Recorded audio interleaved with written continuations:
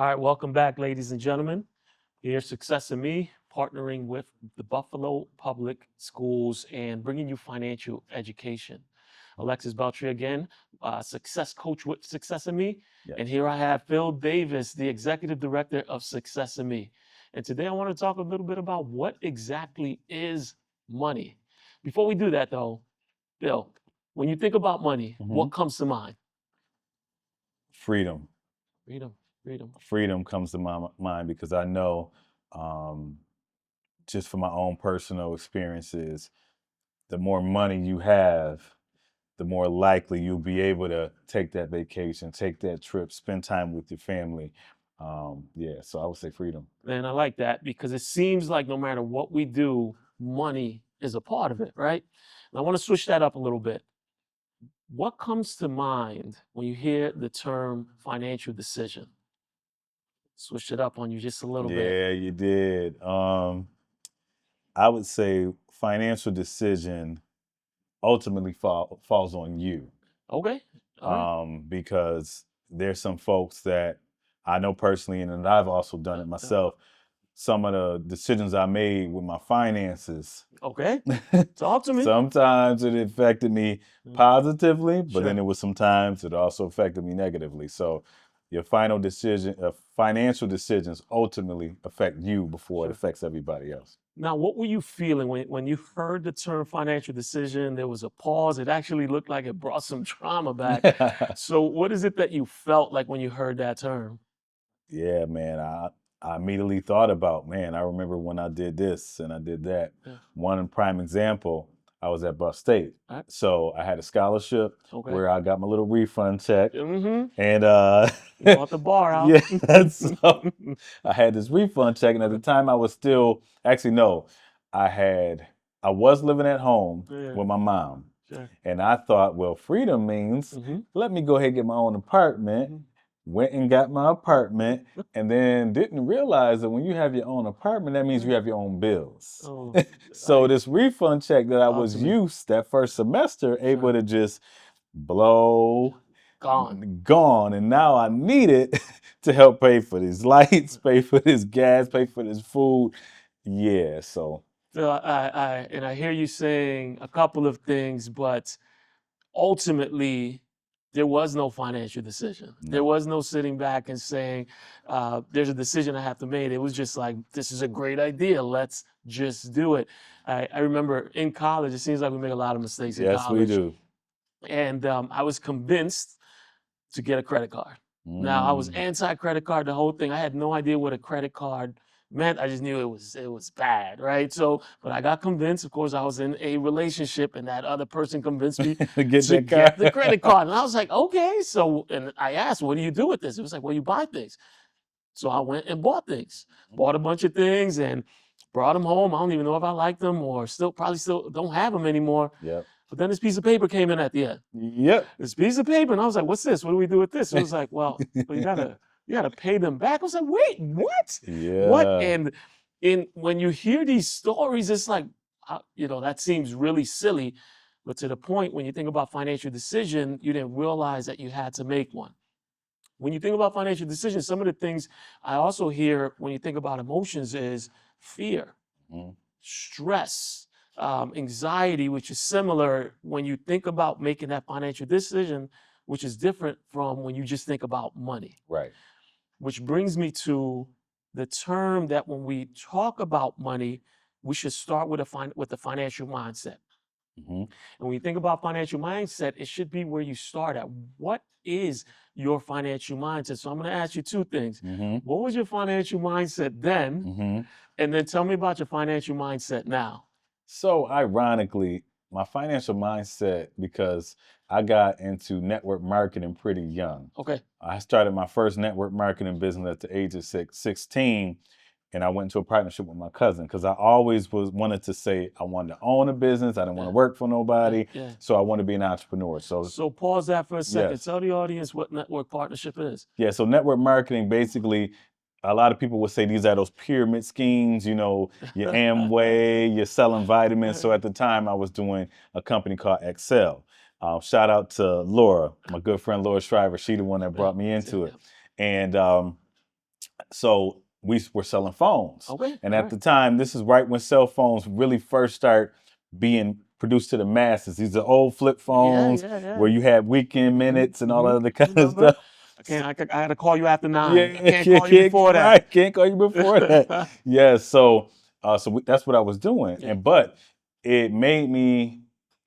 I went to these different seminars, and I'm seeing people young as me, Yeah. a little bit older than me, millionaires, Oh, and I'm like, they're talking about all these trips they doing, everything else. yeah, So yeah. it made me say, that's what I want. It's the financial freedom. Right, the Yeah. financial freedom. So I associated being an entrepreneur with that's how I'm going to get to financial freedom. All right. So that's how my mindset was then, but even now, Yeah. I'm a serial entrepreneur. Okay. But the only difference back then, I was doing somebody else's business plan. Yeah, there And we are. now I made it and I transitioned over to having my own business got it. plan and being able to, do well with my multiple businesses. I'm not financially free yet, but my goal in these next 5 to 10 years is to get there.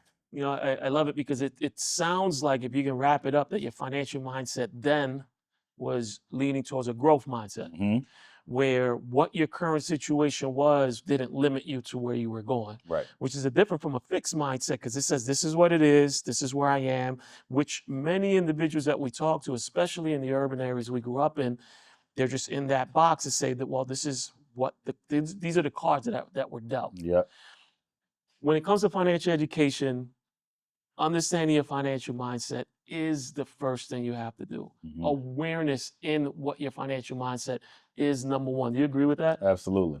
And in that thought process, then you can say, I do not like this mindset. Something has to change because I don't like my circumstances. But it's that awareness that switches it up, and understanding that emotions, just like we were talking about earlier, are connected with those financial decisions you make. Mhm. It could be fear, it could be scarcity. They are part of when you make a decision. Mhm. Now, one of the things is people ask themselves, well, how do I feel when I think about financial decision, or what is my financial mindset? The term budgeting, which many people feel like it's a chore nowadays, Mhm. it's the basis. It's the basis to being able to manage the growth, being able to manage the emotions, and really making sure that you don't feel that stress because you understand where your money is going. Right. Tell me a bit about thinking about that financial mindset, thinking about that growth mindset, and how money management played into your success. Yes. So one thing that I had to, first of all, in order to do the network marketing business, you had to have a startup fee. Sure. That's what they always would get you. So that one was Yeah. $4.99. Okay. So I was working at the time. I was doing telemarketing, and I was actually working for the person that got me into it. So I'm going hard, getting my little bonus checks from getting more sales. I've always been in sales, so sales has always been like something that I've been pretty good at since I was small. I always used to sell little candies in school and all that kind of stuff. So having that sales background really helped me in that arena. Okay. So I knew I had to come up with some money to be able to invest in this in order to be able to start making money from it. So that was something that taught me back then. You got to be willing to invest in yourself Love in that. order to get to a certain place. As far as the budgeting aspect of it, I had to budget because again, now got my own apartment, I got rent, I got bills, but I want to do this business. So if I want to be able to do this business, that means maybe me going to McDonald's 3 times a day is not going to work. Maybe me going to the movies every weekend with my girlfriend at the time is not going to work. I'm going to have to make some different decisions financially to be able to get this money, Sure. to be able to go ahead and sign on the dotted line. Yeah. And it was good because, again, I did a partnership with my cousin. Shout out to my cousin Junior. So he paid half, I paid half. Okay. But then that also means anything you make, you got to split it down the middle. Right. So those were the things, but, doing it that young, and I was learning financial education without even knowing that that's what I was learning. And I think that's the beautiful part about financial education, because it's going to force you to learn it whether you want to or not. Whether you think you're learning it, Sure. your bumps and bruises are teaching you as well. A lot to unpack there. A lot to unpack there. And one of the things that was the driver to your financial education, whether you realize or not, you had a goal. Yeah. You had a goal and you understood that if, yes, your bills had to be paid, if those bills weren't paid, yeah, there was going to be some repercussions. But the reality was, if you didn't manage your money after your bills, that little bit you had left over, you would have never been able to start that business. That's right. So when you think about financial literacy, financial education, even your growth mindset, how the goals play a part in that. Absolutely.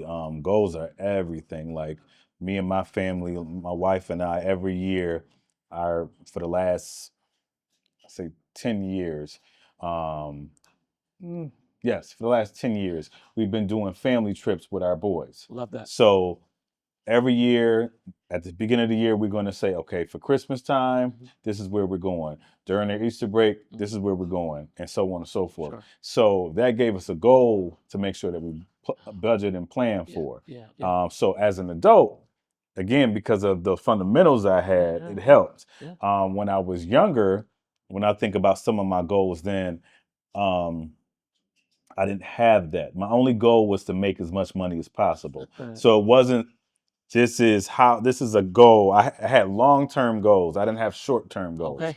And being able to have long-term and short-term goals kind of go hand in hand, because I can say in 10 years, I want to do this, but if I'm not doing the things it takes to get there in the short term, the chances of me getting there are a little bit more slim. With long-term and short-term, for those who don't see the connection, you have a long-term goal, and those short-term goals are the steps that get you to that long-term. They're all going to the same goal, but it makes going to the moon start off by let's build a rocket, and then let's fly the rocket, and then let's get to the moon. So you got to take smaller steps to get to the long-term goal, if I heard you correctly. So what we've heard here is that it starts with a financial mindset. It talks about having a goal to get to. And the base point when it comes to financial education, which you'll learn here, is budgeting. It's learning how to basically see your money, write it down, and tell it exactly where to go, define it. I hope you'll see us soon. We're here every Monday, every Thursday for the next week, and then we'll see you again in March. We're at Bennett High School at 5 o'clock, again, Mondays and Thursdays next week, and again in March. We're going to be teaching budgeting. I know that we told the team to give us some topics, but you're not getting away from budgeting. You're going to learn budgeting, because I promise you, it is the base point to get you to investing, it gets you to savings, it gets you to all of these things that it relates to financial education. So looking forward to seeing you on the next one. See you soon. Absolutely.